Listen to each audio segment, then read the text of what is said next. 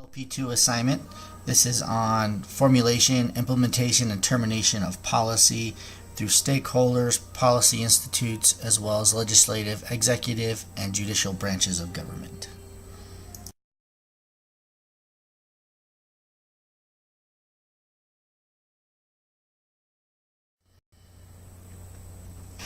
There are many aspects and complications to healthcare policy. Poses a complex legal, ethical, and social question. Health policy goal is to protect and promote well-being for persons and organizations. Policy making embodies groups as well as expert witnesses, testimonials, and overall expertise in the policy and how the effects will come to formulate what the policy is going to cover, not cover, and how it's going to interact. There are two types of policies that we need to come to realize. There's real world policy, and then there's the irrational approach, which implements small changes to existing policy to correct wrongs or to close loopholes. Transformational policy is the foundation process in which we spread policy change to the entire program or system. So it's changing a change in one policy a change in the policy to cover or broaden the boundaries of that policy.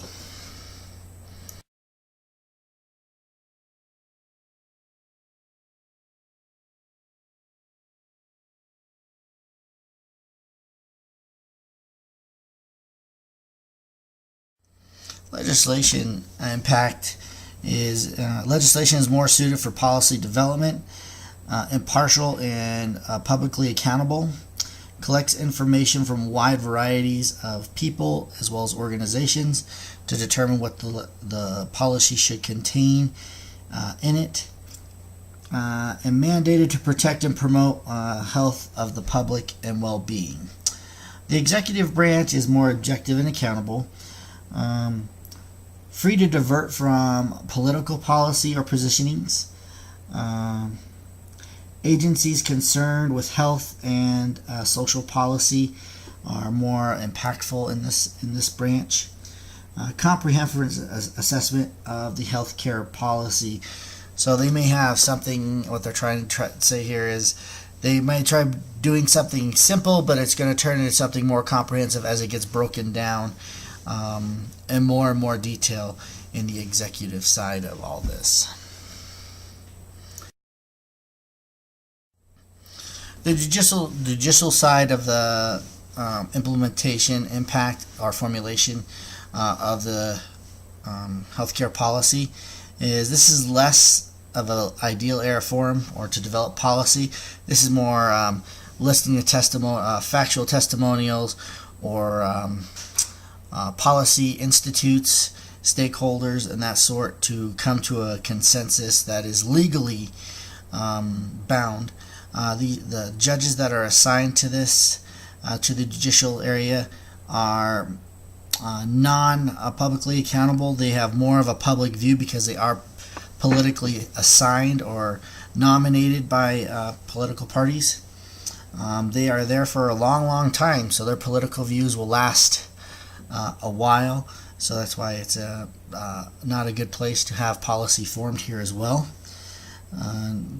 Judges may lack the experience or scientific knowledge or ethical thinking to deal with some of the medical or healthcare policy issues in hand, and so the judicial side of this is more to take testimonial from the experts and decide what is fact and fiction to reach a law decision, such as in regards to reproduction or abortion, and those aspects of healthcare policy, but not limited to those aspects.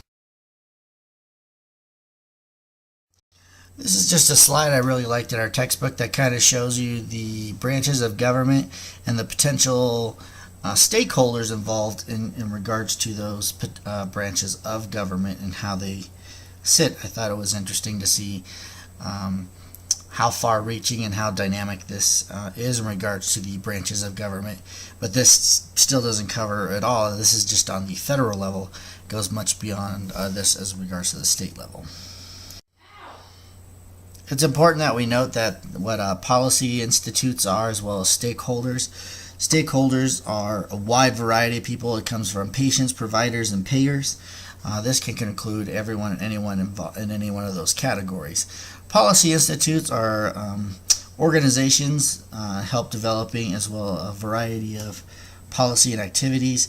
They can be pro or against an initiative, and try persuading or influencing the way they want the policy to go. Usually they are nonprofit and non-bipartisan. Anyone with a vested interest or an opposition can be considered a stakeholder. An instance of some stakeholders is the pharmacology group. They might be for regulating medication prices, but not having experimental medications out on the shelves, or against expediting experimental drugs being processed quicker. As well as then you have the orthopedic group who states, well, we don't encourage stem cell therapy, but we do encourage knee replacements. Those are examples of some of the policy institutes that may be out there.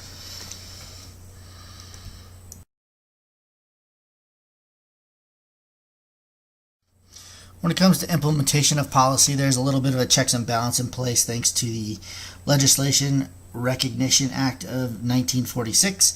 It states that the executive branch implementation organization will, in regards to policies, will be viewed by the legislative branch in regards to mandating that it's organizationally being implemented, as well as the executive branch orders are being implemented. Judicially is more of a legal base. Like I said, if it comes down to in regards to issues of legal natures, it will go to the Supreme Court for judgment and to be heard by experts and fought in a court of law, where the final decision is the final decision. And then can be revisited at a later date by executive command. Executive congressional oversight, like I said, it's just in regards to making sure that all federal agencies, programs, and activities and policies are being implemented correctly as assigned by executive orders.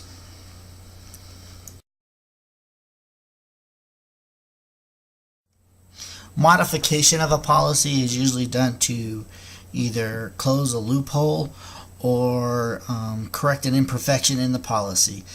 These policies, if they're seeing in in their brainstorming tanks when it comes to formulating this policy, there's something they may have not seen, and they're seeing an adverse reaction to the population, they can go in and do a modification of the policy. This is very I won't say complicated, but it goes through the legislative branch to kind of formulate what the policy is to get it taken care of. Unless it's something more severe than an executive order, can be modified as well. If it's something the two sides can't come in conjunction with, then it will go to the judicial side, where they will make a legal ranking as well. Implementation of modification through political groups, it works the same. There are influence, implementation, but influence is done pretty much the same for lobbying, as well as pro and con advertising, as well as presenting factual information or perception of factual information to their representatives or those that have vested interest in the outcome.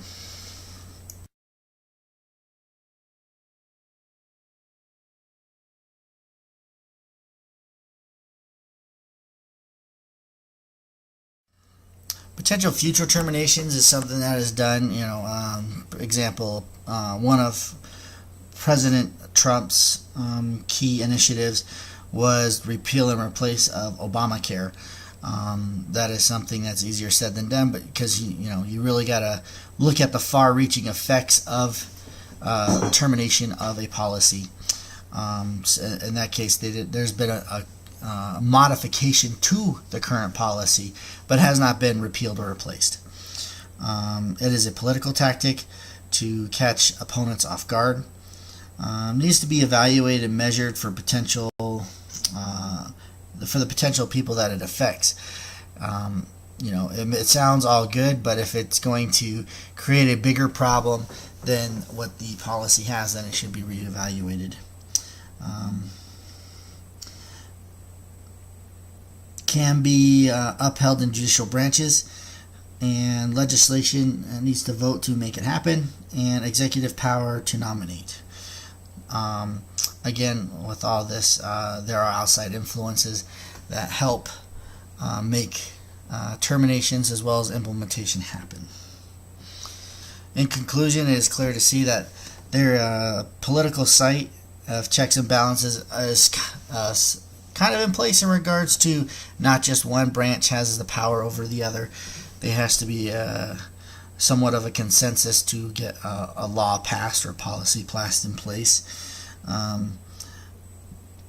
The three branches have a part of in formulation, implementation, as well as termination, and there's a place for stakeholders as well as the policy institutions as well.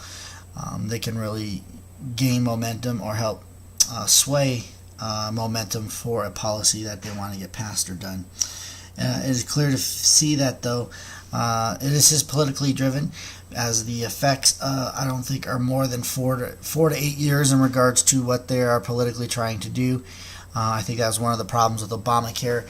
Had looked great for the first 4 to 6 years, and then all of a sudden everyone was complaining about premium increases, which I don't think was taken into consideration upon him leaving offices, and they were trying to scramble to fix it at the last minute. And that is something that gave a platform and real fuel to Donald Trump's presidential campaign. Influences come from all aspects and all areas, not just policy institutes as well as stakeholders, but from moral ethics as well as personal beliefs. We all have our own personal bias in regards to what's right and wrong. So it comes from everywhere and anywhere in regards to how policies are formed. But in the end, it is the three branches of government that help make a policy. Make a policy what it is, and make it active in our country as it is.